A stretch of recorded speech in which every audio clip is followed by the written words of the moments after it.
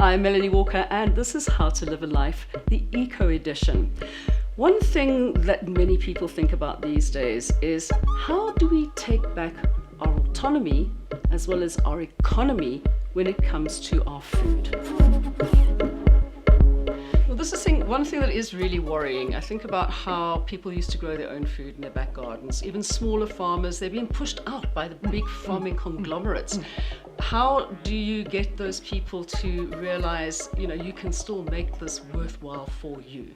I think you need to start exciting people about their traditional foods and traditional cultures and methods of farming again, and trying to show them that it is of benefit to them to pursue reviving those traditional foods, because there is the stigma attached to traditional foods being old-fashioned and inferior. So what I've been doing is visiting farmers with these rainbow maize seeds, and I lug them around in my bag and I show them to farmers, and I'm saying, look, so I do a bit of preaching actually. That's the activist in me. I've been engaging with farmers in Orange Farm and Soweto and showing them these rainbow maize seeds that came from KZN, and it triggers some memory.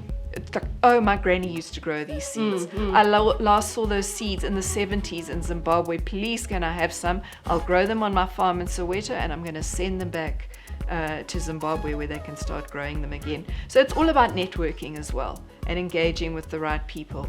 And people get very excited. So it becomes like, it's actually at the moment, it's just a word of mouth thing. But it's like getting your own food autonomy back again. That as well. is exactly what it is. And also, but that's the most difficult part, to try and convince people that is the case.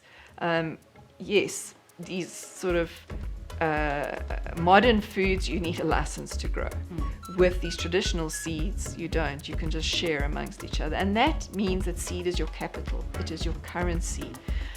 You don't need to buy seeds anymore. If you know how to save your own seeds and keep them in your seed bank, which is what we're trying to encourage particularly the small farmers to do, that they can save money by not having to buy these expensive hybrid and corporate seeds from the big commercial producers. Because aside from anything else, you're feeding yourself and you're feeding other people, which is like so important in this day and age. We need that food security. It's about food sovereignty and being in charge of your own,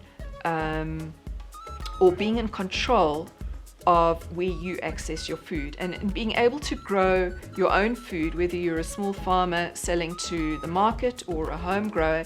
You have more control over where your food comes from. We don't have to be as dependent as we are on large-scale corporate farms who control the food system. We can take our control back that way by growing our own food and saving our own seeds, and particularly the heirloom varieties, because they are so much more delicious, tastier, better quality. By saving seeds with your neighbors, you're also contributing to community. It becomes a social thing, actually. People are starting not just, we used to having book clubs and knitting clubs. We now have people with seed clubs. And that's also what slow food is about.